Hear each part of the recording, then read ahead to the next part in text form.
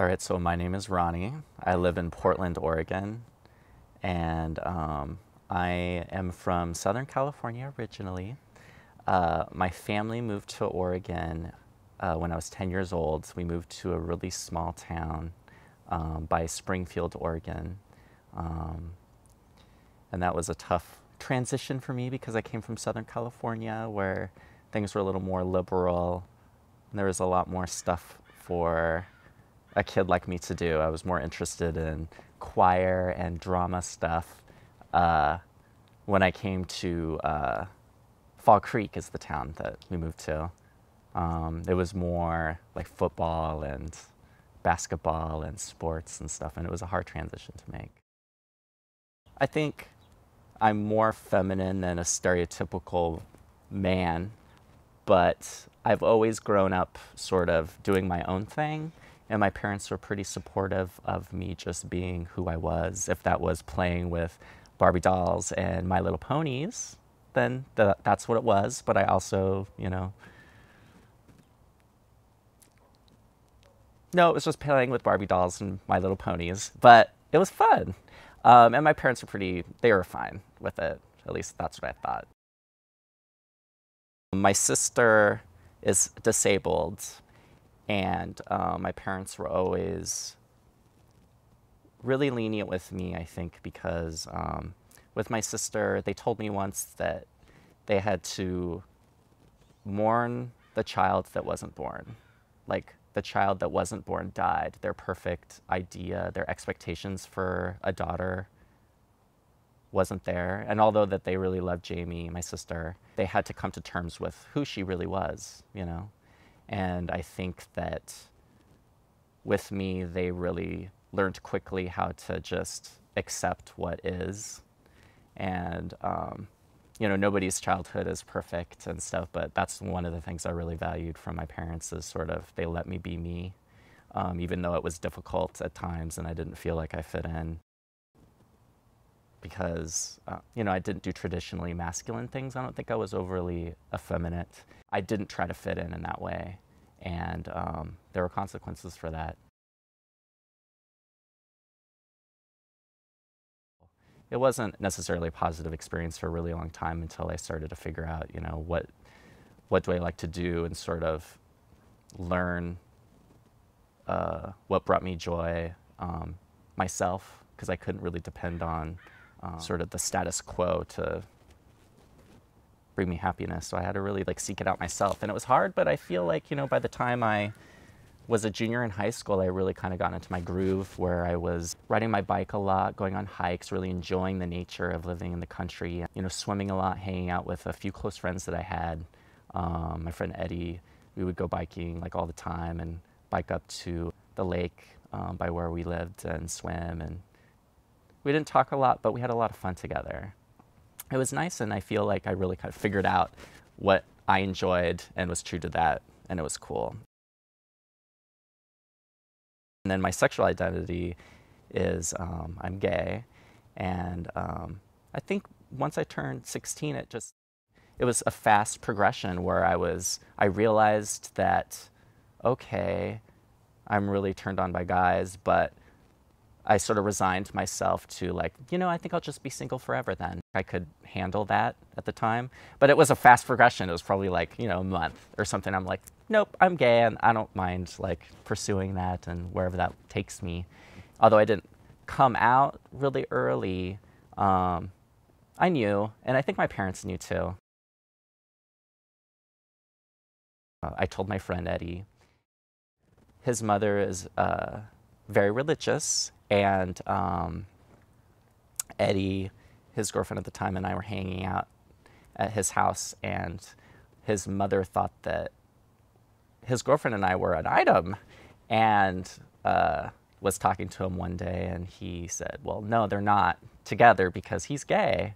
And she flipped a gasket, and he called me. I remember the day. I was making dinner with my mom. The phone rang, and I picked up the phone, and Eddie said, I'm really sorry.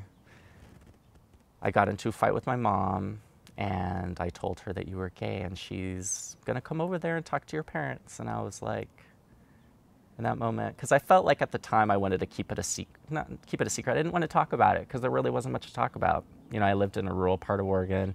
There wasn't much gay stuff going on. You know, didn't know any other gay people there, so I didn't feel like it was relevant at the time. I felt like when I moved to Portland and if I had a boyfriend, I would talk to them about it. But at the time, I didn't care to.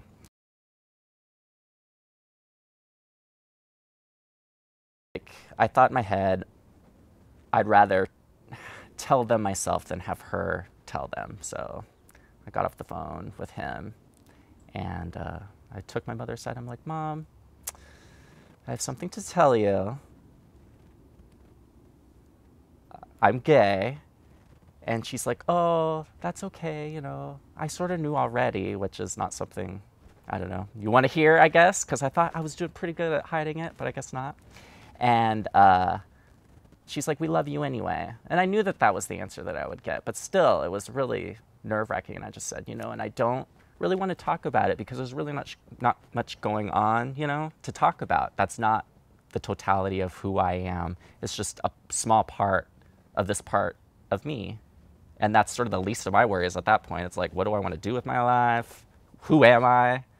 I was like, I was really honest. I don't really want to talk about it that much right now. But the reason why I told you is because I told Eddie, and now his mom found out, and she's coming over here to talk to you about it. And she's like, oh, okay, yeah.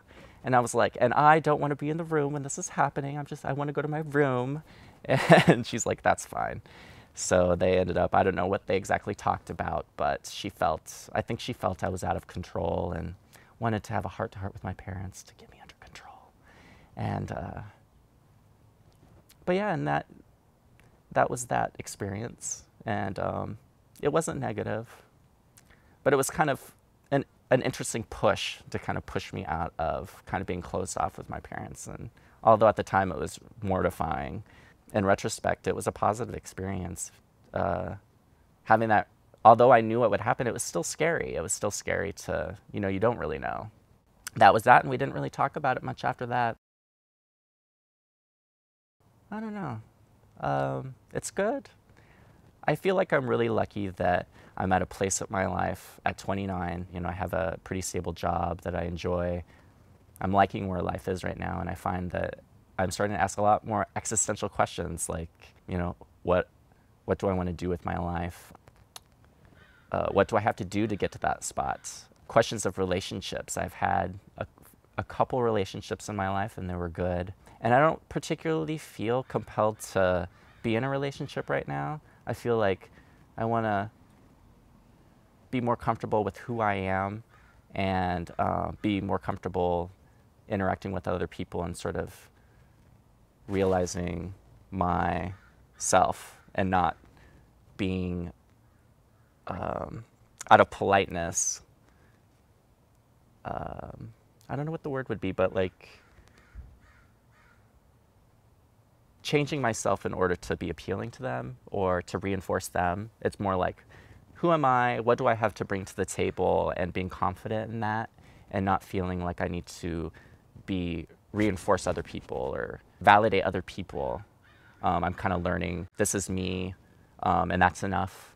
And we can disagree and agree, but I don't have to bend myself to that expectation, I guess, and I'm learning that. So I don't know, I feel like at this point I'm sort of like exploring those aspects of my life. And it's interesting, I didn't think that this would be where I would be right now. And it feels good. I have like an apartment I really like, friends that I really value.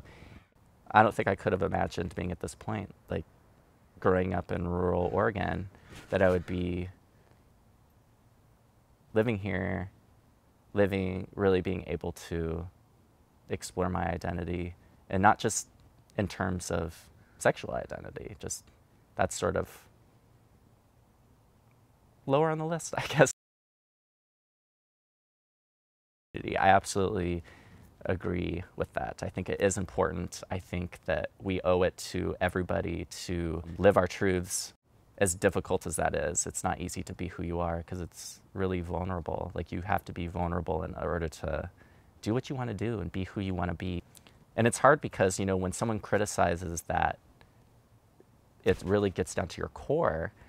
Whereas like if you feel like, well, there's safety in playing a role, like one of the common held, I don't know what it would be, like an archetype of how we should act in relationships. Say like, you know, the husband brings home the bacon and the wife is the homemaker.